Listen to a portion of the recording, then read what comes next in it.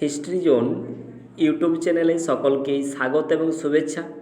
আজকে আমি বাঁকুড়া ইউনিভার্সিটির 5th সেমিস্টারের যে পরীক্ষা হলো ডিএসসি 1 পেপারে, অর্থাৎ history of the USA, United state of America 1, সেই প্রশ্নপত্র নিয়ে কিন্তু আলোচনা করব। দেখো, প্রথমেই বলি 2 নম্বরের আমি কিন্তু খুব কম প্রশ্ন দিয়েছিলাম, 14-15টা প্রশ্ন দিয়েছিলাম। সেখান থেকে কিন্তু দেখো 4টা প্রশ্ন কিন্তু সরাসরি কমন ছিল এবং 5 নম্বরের ক্ষেত্রেও কিন্তু অধিকাংশ প্রশ্ন কমন ছিল এবং 10 নম্বরের দুটোই কিন্তু কমন ছিল। এবার দেখে নেব, দেখো আমাদের প্রশ্নগুলো কোথা থেকে এসেছিল। দেখো, নেটিভ আমেরিকান কারা, আমি দেখো 2 নম্বরের সাজেশনে রাখিনি। কিসপাস অ্যাটাকস কে ছিলেন, আমি কিন্তু সাজেশনে রাখিনি।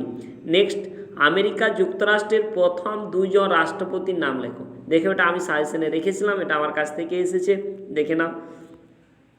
কোথায় না রয়েছে, দেখো 11 দাগে, মার্কিন যুক্তরাষ্ট্রের প্রথম 2 জন রাষ্ট্রপতির নাম লেখো। দেখো রয়েছে।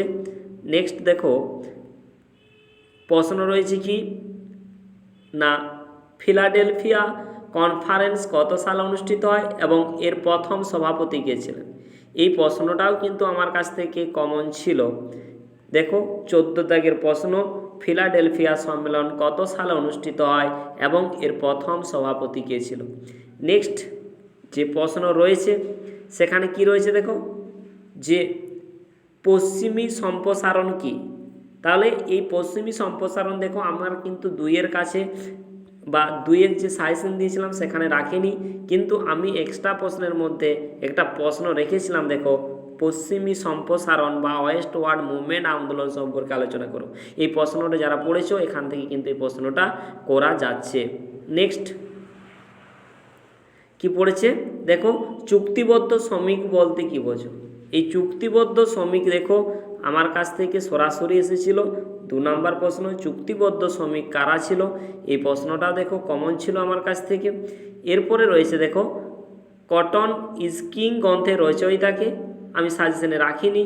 ব্লিডিং ক্যান্সাস কি, এটাও কিন্তু আমার সাজেশনের বাইরে প্রশ্ন কিন্তু ছিল। এইগুলো আমাদের 2 নম্বর। এরপরে আমি দেখব যে 5 নম্বরের 4টা প্রশ্ন করতে হবে, সেগুলো কোটা কমন ছিল। দেখো, তুমি কি মনে করো যে 1812 সালের যুদ্ধ অবাধ বাণিজ্য নীতির কারণে হয়েছিল। দেখো এই প্রশ্নটাও কিন্তু আমার কাছ থেকে সরাসরি কিন্তু কমন ছিল। 10 দাগের প্রশ্ন, তুমি কি মনে করো 1812 সালের যুদ্ধ অবাধ বাণিজ্য নীতির জন্য হয়েছিল। সরাসরি দেখো কমন রয়েছে আমার কাছ থেকে এই প্রশ্নটা। নেক্সট কি রয়েছে, দেখো যে ইউরোপ থেকে আমেরিকা মহাদেশে অভিবাসনের 2টি প্রধান কারণ আলোচনা করো। আর তার সাথে রয়েছে দেখো, ক্যানসাস নেব্রাস্কা বিল কি। দেখো এখানে আমি বলি, ইউরোপ থেকে আমেরিকা মহাদেশের অভিবাসনের 2টো প্রধান কারণ হচ্ছে, একটা হচ্ছে ধর্ম, আর একটা হচ্ছে দেখো ইউরোপের দেশগুলো আমেরিকায় বসতি গড়ে তোলার ইচ্ছা বা উপনিবেশ স্থাপনের ইচ্ছা বা ব্যবসা বাণিজ্য করার যে ইচ্ছা।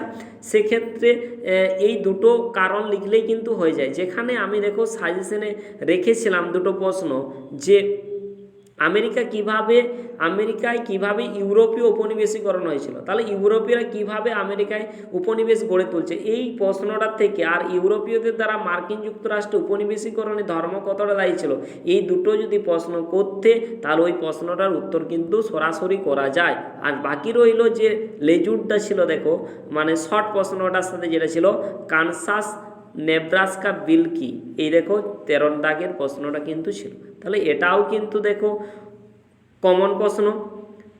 তারপর দেখো আমাদের কি রয়েছে, আমেরিকা যুক্তরাষ্ট্রের সংবিধানের বিষয়ে চার্লস বিয়ার্ডের সমালোচনার সঙ্গে তুমি সহমত পোষণ করো কি। দেখো এই প্রশ্নটা কিন্তু একটুকু ঘুরিয়েছিল আমি সাজেশনে কি রেখেছিলাম, যে 8 দাগে দেখো, বিয়ার্ডের 1787 সালের মার্কিন সংবিধানের অর্থনৈতিক ব্যাখ্যা আলোচনা করো। তাহলে দেখো এই প্রশ্নটা যদি করে যাও, সেক্ষেত্রে কিন্তু এই বিয়ার্ডের উত্তরটাও কিন্তু ভালোভাবেই কিন্তু করা যায়। নেক্সট প্রশ্ন দেখো, মনরনীতি বলতে কী বোঝো? এটা দেখো সরাসরি কমন রয়েছে। দেখো আমি মনরো সম্পর্কে একটা বৈশিষ্ট্য লিখিয়েছিলাম আর একটা টিকা লিখিয়েছিলাম। এটা দেখো পুরো সরাসরি কিন্তু কমন রয়েছে 9-এর দাগে। মনরো মতবাদের একটি সংক্ষিপ্ত টিকা লেখো, মনরো মতবাদের বৈশিষ্ট্য লেখো। এই দুটো প্রশ্ন দেখো আমি লিখিয়েছিলাম মনরো থেকে, তাহলে মনরো নীতি সম্পর্কে জানতে চেয়েছে, সেক্ষেত্রে এটা সরাসরি কমন ছিল। নেক্সট প্রশ্ন আমাদের কি রয়েছে দেখো না, আমেরিকা যুক্তরাষ্ট্রে দাসপ্রথা অবসানে আব্রাহাম লিঙ্কনের ভূমিকা কী ছিল? এই প্রশ্নটাও দেখো আমার কাছ থেকে কিন্তু সরাসরি কিন্তু কমন রয়েছে। দেখো কত দাগে রয়েছে না 4-এর দাগে। দেখো মার্কিন দাসপ্রথা লোপে আব্রাহাম লিঙ্কনের ভূমিকা কিন্তু বিশ্লেষণ করো, সরাসরি কিন্তু আমার কাছ থেকে কমন রয়েছে। নেক্সট প্রশ্ন দেখো কি রয়েছে না, আঙ্কেল টমস কেবিনের যে উপন্যাসটা হ্যারিট বেচার স্টোয়ের, সেটা তুমি কি একটি কৃতদাস বিরোধী উপন্যাস বলতে পারো? সেটাই কি? তাহলে দেখো এখানে আমি কিন্তু এই রকম প্রশ্ন লেখাইনি, কিন্তু আমি দেখো 2-এর একটা সাজেশন দিয়েছিলাম। কি দিয়েছিলাম? যে আঙ্কেল টমস কেবিনের বিষয়বস্তু কী ছিল। এই প্রশ্নটা যদি ভালোভাবে পড়া যায় তাহলে ওই প্রশ্নটার উত্তরও কিন্তু করা যাচ্ছে। তাহলে আমরা এখানে এটাকে আমি সরাসরি কিন্তু কমন আমি বলছি না। তাহলে আমার কাছ থেকে এখানে সরাসরি কমন নেই কোনটা না, আঙ্কেল টমস কেবিন আর আমেরিকা যুক্তরাষ্ট্রের সংবিধান বিষয়ে চার্লস বিয়ার্ডের সমালোচনা। কিন্তু আমার সাজেশনে এই দুটো প্রশ্নই কিন্তু আলাদাভাবে লেখানো ছিল, ওইগুলো পড়লেও কিন্তু এগুলো করা যেত। বাকিগুলো কিন্তু দেখো সবই কিন্তু কমন রয়েছে। নেক্সট আমরা 10-এর দেখব। দেখো আমেরিকার স্বাধীনতা যুদ্ধের প্রধান কারণগুলি সংক্ষেপে আলোচনা করো। আর তুমি কি মনে করো যে আমেরিকার গৃহযুদ্ধ অনিবার্য ছিল? এই দুটো প্রশ্নই কিন্তু আমার কাছ থেকে কিন্তু এসেছে। দেখে নাও একবার। দেখো আমি 10 নম্বরে যে প্রথম প্রশ্নটা রেখেছিলাম যে মার্কিন যুক্তরাষ্ট্রের স্বাধীনতা যুদ্ধের কারণগুলি কী ছিল, সরাসরি দেখো কমন। এছাড়া আমি কিন্তু এক্সট্রা প্রশ্নয় প্রথম প্রশ্ন রেখেছিলাম মার্কিন গৃহযুদ্ধ কি অবশ্যম্ভাবী ছিল? তাহলে এখানে অনিবার্য আর অবশ্যম্ভাবী এক, তাহলে এই দুটো প্রশ্নই কিন্তু কমন ছিল। কিন্তু যেহেতু আমি ওটা এক্সট্রা প্রশ্ন রেখেছিলাম এই প্রশ্নটা, সেক্ষেত্রে আমি এটাকে বাদেই দিলাম।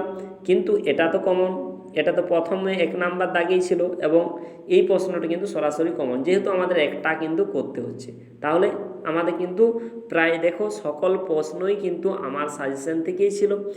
এরপরে তোমাদের বাকি রইল চীনের পেপার অলরেডি কিন্তু আমি সাজেশন দিয়েছি, যারা দেখোনি অবশ্যই কিন্তু দেখে নেবে। আবারও সকলের প্রতি আমার শুভকামনা রইল এবং সকলেই ভালোভাবে পরীক্ষা দাও এই কামনা করি।